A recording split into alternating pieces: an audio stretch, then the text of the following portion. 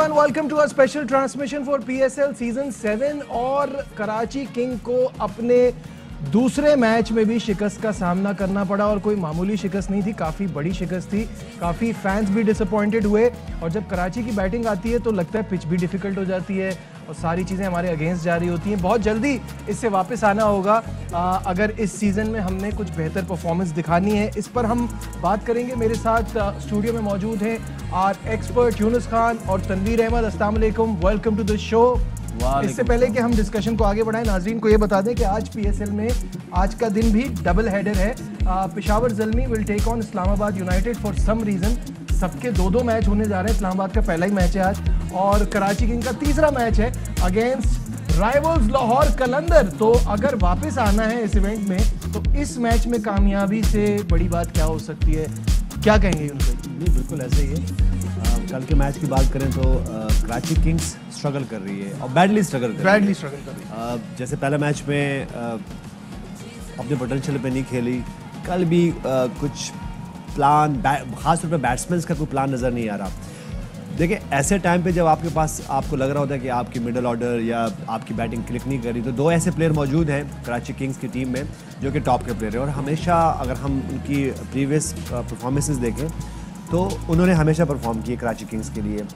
बाबर आजम और शर्जील खान, इनको थोड़ी सी रिस्पॉन्सिबिलिटी और लेनी पड़ेगी। बाज़ औक़ात जब आप इतने हाई फाई क्रिकेट खेल रहे होते हैं और ख़ासतौर पे जब अपनी कंट्री में खेल रहे होते हैं और अपनी कंडीशन में खेल रहे होते हैं तो आपको बाज़ औक़ात थोड़ा गेम चेंज करना पड़ना होता है, क्योंकि अगर आप ये नहीं कर सकते तो फिर आप एक एवरेज प्लेयर ही रहते हैं। अब यहाँ पे मैं बिल्कुल ये बात नहीं कर रहा हूँ कि बाबर आजम कोई एवरेज प्लेयर है, शर्जील खान कोई एवरेज प्लेयर है, लेकिन ये करना पड़ता है टीम के लिए, अपनी प्लानिंग के लिए, क्योंकि ये दो ऐसे सीनियर प्लेयर हैं कि अगर ये रन बॉल खेले और उसके बाद ग्रेजुअली जाके अपना स्ट्राइक रेट इंक्रीज करें, 120 पे करें, 130 पे करें और 150 पे करें, और ये केपेबल है दोनों।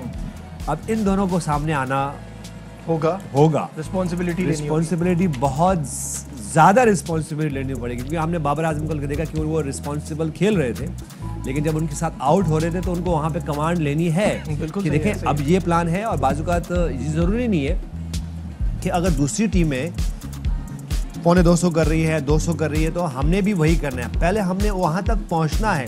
अगर हम पेशावर ज़ल्मी की बात कर लें, क्वेटा ग्लैडिएटर्स की बात कर लें, उसके बाद मुल्तान सुल्तान की बात करें, तो ऐसा कुछ नहीं किया उन्होंने कि वो फ़ौरन ही जाके 200 रन उन्होंने कर दिया है, या उनके बॉल या नसीम शाह की अगर बात करें तो उन्होंने फ़ौरन ही ये 5 आउट नहीं किए। उससे पहले उन्होंने क्या किया, पिछले एक मैच में अच्छी बॉलिंग की और हमने यहाँ पे उनको अप्रिशिएट किए, तारीफ की।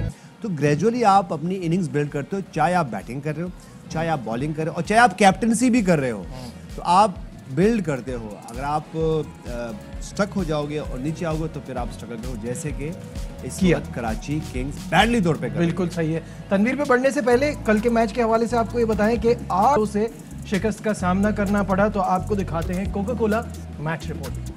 जी, मैच रिपोर्ट देखिए तनवीर। मुझे ऐसी फीलिंग आ रही है कि कराची के पास एक रिलायबल, एक डिपेंडेबल मिडिल ऑर्डर बैट्समैन की कमी है। मुझे ऐसे लग रहा है कि अगर लुइस ग्रेगरी हो गए या नबी हो गए या लेमन बॉय हो गए, ये बहुत जल्दी आ रहे हैं। ये अगर 12-14 ओवर के बाद आए तो इनका फ़ायदा है। देखिए नजीब, आप अगर कोयटा की बात करते हैं, दोनों ओपनर्स परफॉर्म कर रहे हैं। अगर आप मुल्तान सुल्तान की बात करते हैं, दोनों लोकल प्लेयर्स परफॉर्म कर रहे हैं, रिजवान खान और शान मसूद। अगर हम कराची की बात करते हैं तो आपके पास 2 ओपनर ऐसे हैं, शर्जील और बाबर, जिनको रिस्पॉन्सिबिलिटीज़ है, यूनुस भाई ने बोला लेनी पड़ेगी। उसकी वजह ये है क्योंकि जो क्लार्क को यहाँ का इतना कोई एक्सपीरियंस नहीं है, पिचेस मुश्किल भी है। ऐसा नहीं है कल की पिच मुश्किल थी, बना दी गई हमारे कराची किंग्स के जो बैट्समैन उन्होंने। लुइस ग्रेगरी की बात करें, बहुत अच्छा क्रिकेटर है, बहुत अच्छा ऑलराउंडर है, लेकिन कल जिस तरीके से बैटिंग बॉलिंग की, मुझे नहीं लग रहा कि वो इतना कुछ कर पाएंगे यहाँ पे। फिर उसके बाद हम टॉम लेमन बॉय की बात करते हैं, ये भी नए हैं। देखिए, मिडल ऑर्डर में ये ओवरसीज प्लेयर्स ऐसे हैं कि जिनको आपको सपोर्ट करनी पड़ेगी। इनको ऊपर से रन्स मिलेंगे तो ये आके नीचे से परफॉर्म करेंगे। जो क्लार्क की अगर हम बात करते हो सकता है किसी मैच में हमें एक्स्ट्राऑर्डिनरी इनकी तरफ से बैटिंग नजर आ जाए, भी है। लेकिन हमें इनको ऊपर से स्टार्ट अच्छा चाहिए। अब शर्जील ने अगर पहले मैच में परफॉर्म किया है, देखिए रिस्पॉन्सिबिलिटी लेनी आपको जरूरी है। आप बाबर के साथ अपने रन्स करें, आप पीएसएल में टॉप परफॉर्म करने की कोशिश करें। देखिए हर टाइम आपसे शॉट्स नहीं लगते, आपको कहीं ना कहीं स्टे करना पड़ता है, पिच आपकी मर्जी की नहीं होती, आपको कहीं ना कहीं शॉट्स थोड़े से रोकने पड़ते हैं। जब आपके पास बैटिंग लाइनअप इतनी वीक, मुझे फिलहाल वैसी बैटिंग लाइनअप नहीं लग रही। अगर हाँ कराची किंग की टीम के अंदर आपके पास लोकल प्लेयर बीच में होते लाइक शोएब मलिक टाइप या Hussain Talat type. Local player में बात करें तो यूनुस भाई से ये बात पूछना चाहूंगा कि हमारे पास साहबजादा फरहान है, कैन वी प्लेस हिम? बिल्कुल, और इसके बाद थोड़ी सी आपकी बैटिंग की डेप्थ बढ़ जाएगी। लग रहा है वो आ रहे हैं, आना चाहिए, लग रहा है कि वो आ रहे हैं क्योंकि आपको खास तौर पे मिडिल ऑर्डर में ऐसे प्लेयर चाहिए या टॉप ऑर्डर में एक आधा प्लेयर ऐसा चाहिए कि जो कि इस कंडीशन में बार बार खेलते हों और जिनको पता है कि स्वीप कैसे खेलनी है, रिवर्स स्वीप कैसे खेलनी है, फीड्स को कैसे यूटिलाइज करना है। तो मेरे ख्याल से ये आपको करना है, क्योंकि उसकी वजह ये कि अगर मैं कॉम्बिनेशन कोई भी बनाऊँ किसी भी टीम का, अगर मैं कैप्टन हूँ, मैं हेड कोच हूँ, तो मैं क्या करूँ कि अगर मैं ऑस्ट्रेलिया में खेल रहा हूँ तो मैं कोशिश मेरी होगी कि मैं टॉप का एक प्लेयर, मिडल में एक प्लेयर और नीचे, अगर मैं बैटिंग की ऑर्डर की बात करूं सही, तो ये हमेशा आप करते हैं। इसी तरह कराची किंग्स को भी यही करना है कि ठीक है आपके टॉप के 2 प्लेयर तो बहुत ज़बरदस्त हैं, उनमें से अब ये हम नहीं कह सकते कि वो जाए और 20 ओवर का सोच के जाए, ऐसा तो नहीं हो सकता, नॉट एवरी डे नहीं हो सकता। लेकिन कम्बिनेशन बहुत अच्छा है। उसकी वजह ये कि बाबर आजम किस तरह खेलते हैं, संभल के खेलते हैं, हमें आपको पता है कि बाबर आजम के पास क्योंकि क्वालिटी प्लेयर हैं, दुनिया के टॉप के प्लेयर हैं, इस वक्त दुनिया के सबसे बेस्ट प्लेयर हैं, तो हमें उनको बताने की ज़रूरत नहीं है। हमें अब यहाँ बैठ के हम बाबर आजम को बताएंगे तो ये ऐसा लगेगा जैसे सूरज को चढ़ा के दिखाने वाली बात है। तो उनका तो कल भी इसी तरह हुआ, कल वो फ्रस्ट्रेट होकर आउट हुए, जो उनका शॉट था वो ऑन नहीं था, लेकिन उससे पहले ताहा ने एक शॉट खेला और उसके बाद आमिर यामीन, ताहा जब आउट हुए उन्होंने उनको एक इशारा किया, फिर आमिर यामीन सबको उनके सामने हुआ। तो देखिए इंसान तो है ना, चाहे जितना भी टॉप इरिटेशन में फ्रस्ट्रेशन में आई, फिर वो शॉट नहीं था जो कि वो खेलते नहीं इस तरह, वो खेल गए। तो हमारे पास इस वक्त कराची किंग्स के पास, आपके पास बाबर आजम की शक्ल में एक ऐसा प्लेयर मौजूद है जो कि आपको 40-50 बॉलें हर मैच में खेल सकते हैं। बिल्कुल, साथ में शर्जील को थोड़ा सा सबर करना है, सबर इस तरह करना है कि शर्जील को कुछ नहीं करना है, शर्जील खान को सिर्फ और सिर्फ 6 ओवर का प्लान बना के देना है कि 6 ओवर में एक प्लेयर को कितनी बॉलें मिल सकती हैं। शर्जील खान को कितनी बॉलें मिल सकती हैं 6 ओवर में? 14-15 बॉलें, 15 मैक्सिमम। हाँ, उन आपको सिर्फ 10 से 14 बॉल्स का प्लान बनाना है कि मैं पहले 4 बॉलों में कैसे खेलूंगा, मैं 5 बॉलें। जब ये आपका जहन चलेगा तो ऑटोमेटिकली आपकी चीजें चलनी शुरू हो जाएंगी। और फिर शर्जील जैसा प्लेयर अगर 10 ओवर खेलेगा, बाबर आजम तो कितने रन बनेंगे भाई? 200-250 रन बनेंगे। अच्छा, उसके बाद पता क्या है, अभी जिस तरह मिडल ऑर्डर में हमारे पास जो बैटिंग है कराची, हम बार बार कह रहे हैं हमारे पास कराची किंग के पास जो बैटिंग है, हम चाह रहे हैं हम। देखिए अगर हम इससे पहले बात करें तो हम एक टीम को बहुत हम सब सपोर्ट करते थे। कौन सी टीम थी वो? लाहौर कलंदर। पहले 3-4 सीजन में क्यों सपोर्ट किया उसको? क्योंकि अच्छा नहीं कर पा रही थी। तो इस वक्त कराची किंग्स हम अपने क्यों कह रहे हैं, ये नहीं कि हम यहाँ पे एयर में ऐसी बात नहीं है। 3 टीमें हैं, बड़ी टीम, देखिए 3 टीमें हैं, देखिए कराची, हाँ। आपको पता है कि कराची पाकिस्तान का दिल है, आपको सबको पता है, हम सब यहाँ कराची में हैं और कराची ने हमें सर्व किया, कराची ने हम सबको नाम दिया और कराची में पाकिस्तान का हर पर्सनालिटी मौजूद है, हर कास्ट मौजूद है, ये लाइक पाकिस्तान का दिल हम बिल्कुल सही बात। उसके बाद एक टीम है लाहौर कलंदर, ठीक है, वो कलंदरों की तरह खेलती है और जो कल का मैच हुआ वो कलंदरों की तरह वो चेस करवा दिया गया, ठीक है। उनको हम बहुत इस मामले में बहुत अनलकी है वो। 3-4 सीजन में बहुत ज़्यादा, मैं खुद वहाँ होता था जब दूसरी टीमों के साथ, तो मैं जाके उनको मैं तब तक भी देता था कि जी हम आपके सपोर्टर हैं और रात को उनसे मैच जीत के आते थे। मतलब लाहौर कलंदर इतने अनलकी, 300 भी करेंगे, चेस करवा देंगे, यू नेवर नो, लेकिन और 400 रन चेस भी कर देंगे। उसके बाद एक और टीम है पेशावर जल्दी, जी, जिसकी बड़ी फॉलोइंग, जिसकी फैन, और फिर उसके बाद क्वेटा गिलेटियर्स को, क्योंकि वो जिस सरफराज की वजह से, सरफराज अहमद की वजह से, फिर उनकी ऑनर्स की वजह से, फिर जिस तरह वो चीजें कर रहे होते, तो ये 4-5 टीमें हैं जो कि सारी टीमें हमारी है। लेकिन अब आप देखें मुल्तान से रिजवान के जुड़ने के बाद कितनी शान मसूद री-इन्वेंटेड हिमसेल्फ, गेम ही अलग हो गया है। अच्छा, इसमें ना देखिए, इस पे बात करते हैं, पहले हम नसीम शाह की क्योंकि बीच में बात हो रही थी, तो उन्होंने जिस तरह पहले गेम में भी परफॉर्म किया, बड़ा ज़बरदस्त किया। कल तो उन्होंने मेला लूट लिया है, 5 विकेटें हासिल की हैं। तो आज के हमारे डॉलिन्स गेम चेंजर है नसीम शाह। 5 wickets for Naseem. और नसीम शाह ने इसके बाद सरफराज ने उन्हें कहा सिजदा भी करें, उन्होंने सिजदा किया। उसके बाद वो जब अपना इंटरव्यू देने के लिए गए तो उन्होंने बड़ा मज़े का जुमला बोला, कहने लगे ये कैमरा जो है सिर्फ तब आता है जब आपकी परफॉर्मेंस अच्छी हो। ये बात कितनी सही है। देखिए ये आपकी जो स्ट्रगल है वो कोई नहीं देख रहा होता, बुरा टाइम कोई नहीं, लेकिन ये जो लेकिन देखिए आपकी स्ट्रगल तो आपकी है ना, तो आपको याद रहती है।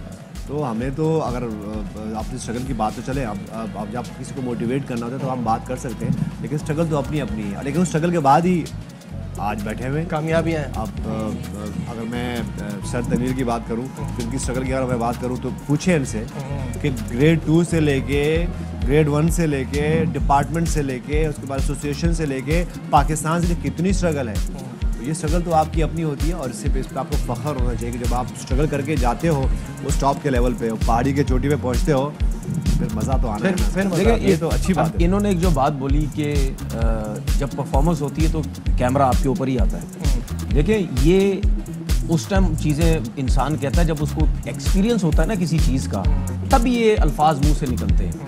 जब आप स्ट्रगल करते हैं तब ये अल्फाज मुंह से निकलते हैं। और नहीं बोलनी चाहिए नसीम शाह को, उसकी वजह देखेंगे अब उन्होंने कितनी स्ट्रगल की है, उनकी उम्र कितनी है। नहीं एक बात से नहीं बोला, उन्होंने मजाक में बोला था कि आज ये कैमरा मेरे पास आ गया है, ये उसी के पास आता है। देखिए ये मजाक में भी नहीं बोला, क्योंकि जब आपको अल्लाह ने दिया है इसको पकड़ना है।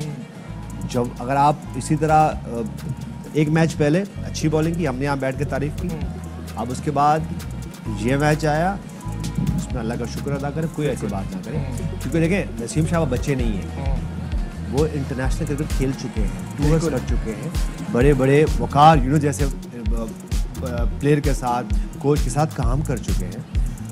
तो उनको अब ये बात नहीं करनी, चाहे वो मजाक में भी नहीं करनी। उसकी वजह ये देखिए आज कबूलियत की घड़ियाँ होती हैं, तो अगर खुदा ना खाए मुसलमान तो हम हैं ना, तो आपको ऐसी बात बिल्कुल नहीं करनी चाहिए। मैं ये नहीं कहता हमको कंट्रोवर्सी बना रहे हैं, क्योंकि हमारा यंगस्टर है, मेरे तो खुद मेरे ही इलाके से हैं, और जब वो होते थे तो वहाँ पे, और जो जिस तरह सर तनवीर ने उनके लिए बात की पहले कि बहुत जल्दी मिल गया, अब उनको स्ट्रगल करना है, क्योंकि जब आप स्ट्रगल करते हो तो आपका रन बहुत लंबा हो जाता है। तो मेरे ख्याल से नसीम शाह के लिए अच्छा साइन है, और आप फोकस करें, फोकस करें। अब जो मैं बात को अपने यंगस्टर को देखता हूँ कि वो क्या करते हैं, जब थोड़ी थोड़ी परफॉर्मेंसेज आ जाती हैं तो फिर TikTok on, social media on, fan following on. देखिए आप हर मैच में परफॉर्म करें। नसीम शाह की एक अच्छी बात है कि पेस है, और हमने पास में बात की, जब पेस तनवीर पे अच्छा इसको एक्सप्लेन करेंगे, जब पेस में एक्यूरेसी आ जाती है, एक्यूरेसी आ जाए तो फिर ये होता है बिल्कुल जो कल हुआ। एक्यूरेसी की वजह है, एक्यूरेसी की वजह आप चाहे 4डे क्रिकेट खेलें, चाहे 1डे क्रिकेट खेलें, चाहे T20 क्रिकेट खेलें, हमेशा जब तक आप विकेटों के बीच में बॉल नहीं करेंगे आपको विकेट्स नहीं मिलेंगी। आप विकेटों के बीच में बॉल करेंगे तो आपको विकेटें मिलेंगी। और 4डे क्रिकेट उसने जो थोड़ी बहुत खेली है, आइडिया हुआ होगा कि विकेटों से बाहर बॉल नहीं करनी है, विकेटों के बीच में करें, क्योंकि लंबे लंबे स्पेल्स करते हैं आप, वो आइडिया तब जाके होता है। आपने कल के मैच में देखा कि ज़्यादातर जो बॉलें की उन्होंने ये विकेट्स नहीं, विकेट्स के बीच में थी। हालांकि एक आध बॉल ऑफ स्टंप से बाहर गया, सरफराज फौरन भागते हुए आया कि नहीं विकेटों के बीच में बॉल करो, क्योंकि सरफराज के पास ह्यूज एक्सपीरियंस है। उन्होंने फौरन आके बोला, फिर सोहेल तनवीर को बोला कि ज़रा थोड़ा सा इनको समझाओ।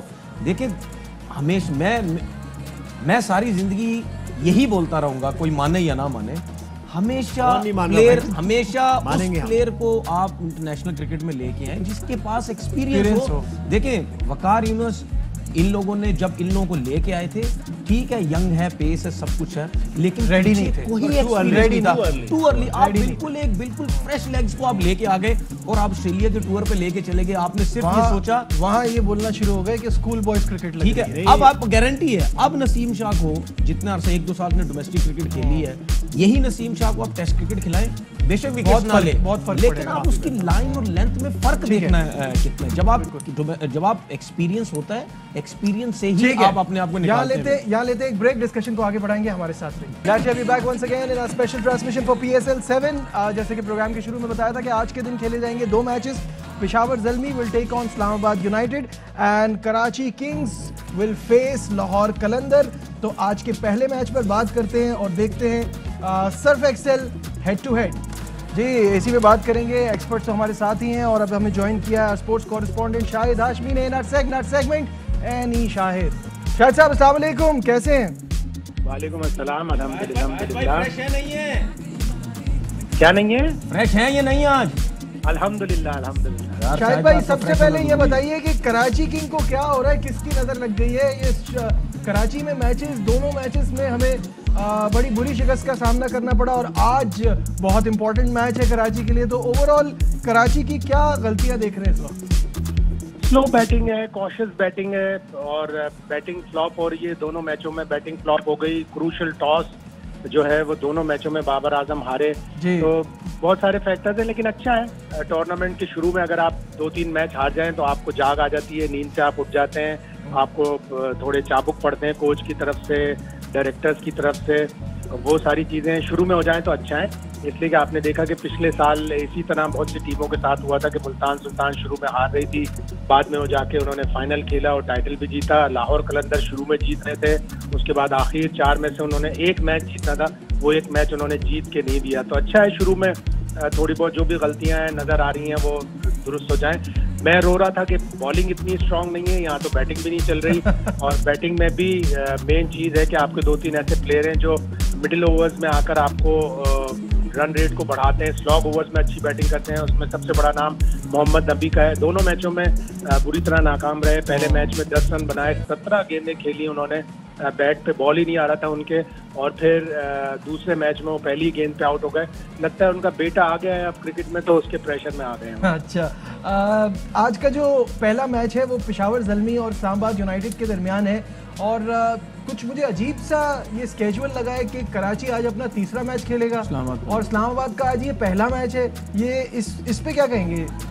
जाहिर है वफाक की टीम है, अगर वफाक को आप सपोर्ट ना करें तो वफाक को थोड़ा बहुत लीवे देना पड़ता है, लेकिन ये सारी फ्रेंचाइज मिलकर जब इनके सामने शेड्यूल रखा जाता है तो ये अप्रूव करते हैं। शाहिद साहब की आवाज़ स्टूडियो में बढ़ा दे, आवाज़ बहुत हल्की आ रही है। जी शाहिद साहब, अगर किसी को 2-3 मैच खेलने हैं लगातार, वो क्यों शुरू में एहतजाज नहीं करते? एक ज़माने में ऐसा सुन रहे थे कि कोयटा ग्लैडिएटर्स को जब 2019 में टूर्नामेंट हुआ था और 3-4 वेन्यूज पर खेला जा रहा था तो कोयटा ग्लैडिएटर्स ये शिकायत कर रहे थे कि हमें हर दूसरे दिन फ्लाइट लेनी पड़ रही है। तो जब आपके सामने शेड्यूल रखा जाता है तो फ्रेंचाइज उस पर एग्री क्यों करती हैं? अगर उन्हें कोई उसमें लूप होल नजर आता है, अपनी टीम के मैच लगातार नजर आते हैं, दूसरी टीम का 4 दिन में 1 मैच नजर आता है, तो ये फ्रेंचाइज की जिम्मेदारी है कि उस शेड्यूल को ऑल्टर करवाएं।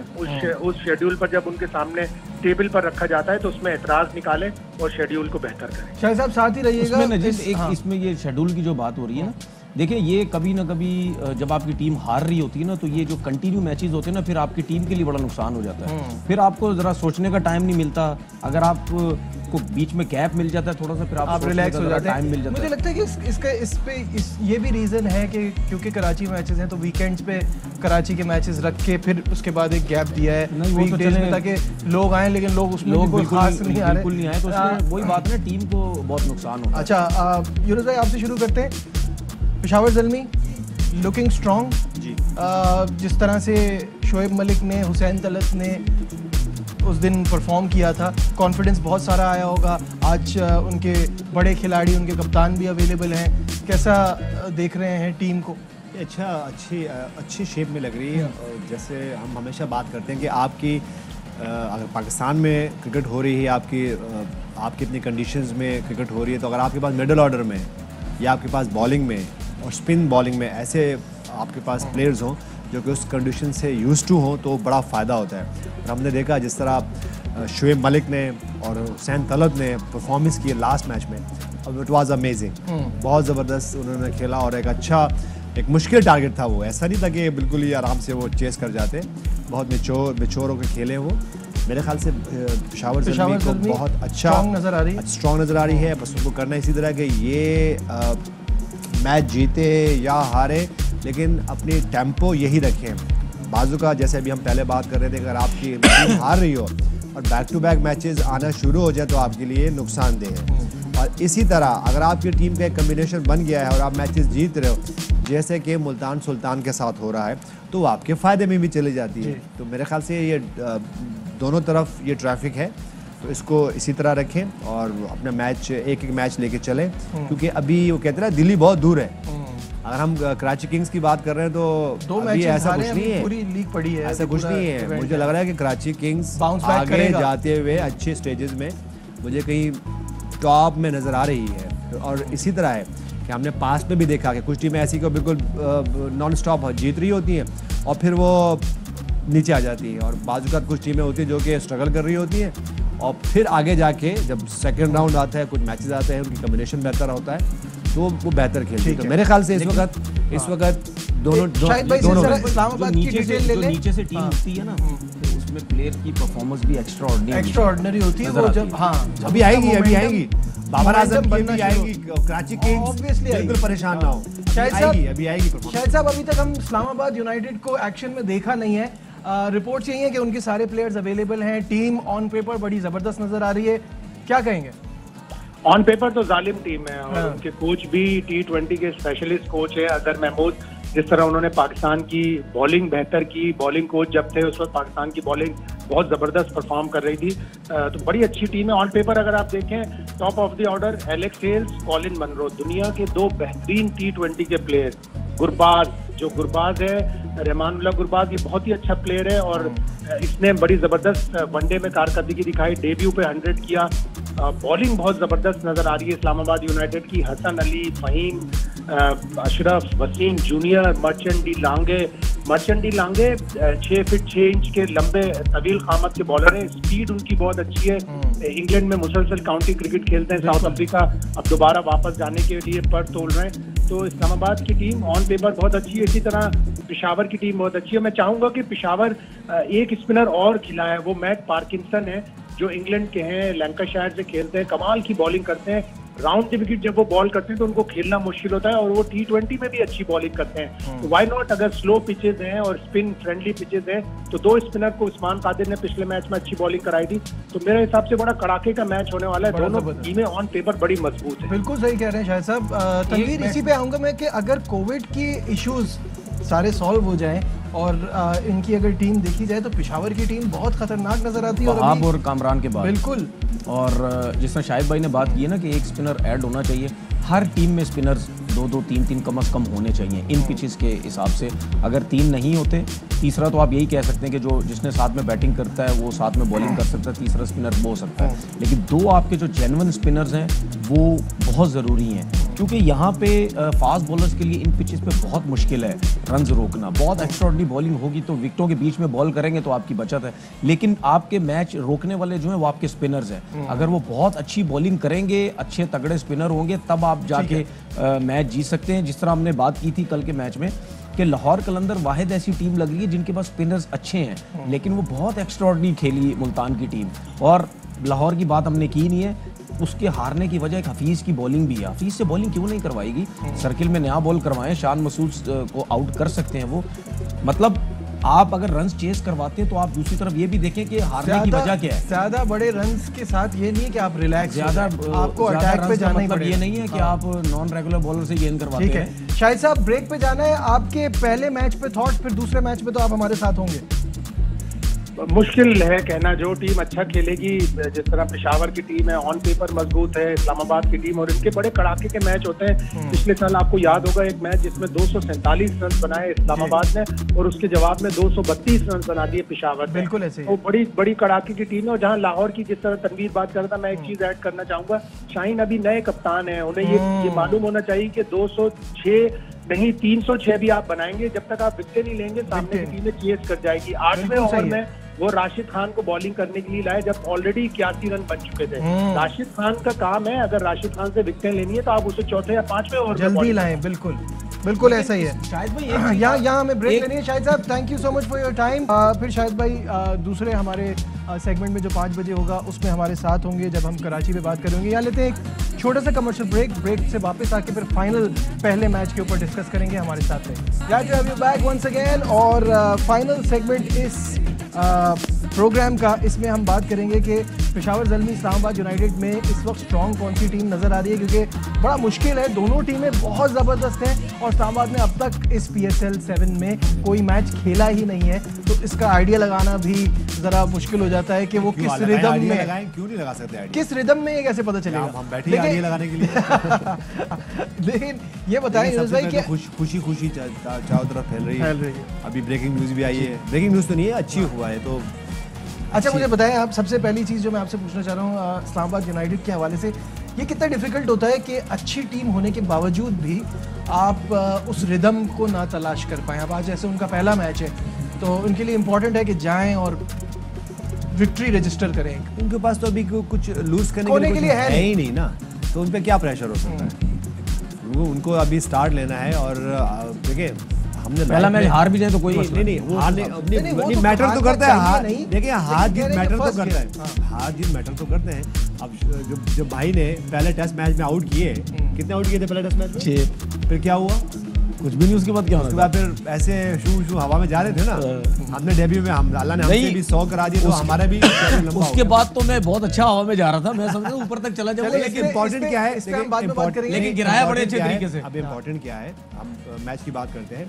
पेशावर ज़ल्मी ने एक बड़ा जबरदस्त चेस किया, उनके पास थोड़ा सा और ये पेपर हमारे उड़ गए, इसीलिए उसको हम ऊपर प्रोग्राम का वक्त खत्म हो रहा है, सिर्फ बात करते हैं इतनी अच्छी बात है, पेपर भी उड़ के जा रहे हैं नजीब के पास। इस्लामाबाद में बात करते हैं, उनकी टीम, हम उनकी कॉम्बिनेशन की बात करें तो बहुत टॉप के प्लेयर मौजूद हैं। 10 सेकंड है, 10 सेकंड में इस्लामाबाद जाएं, अपना मैच खेलें, अपने आप को एक्सप्लोर करें और चीजों को सिंपल करें, करें, ये कहना है पेशावर ज़ल्मी आपसे होगी शाम को 5 बजे।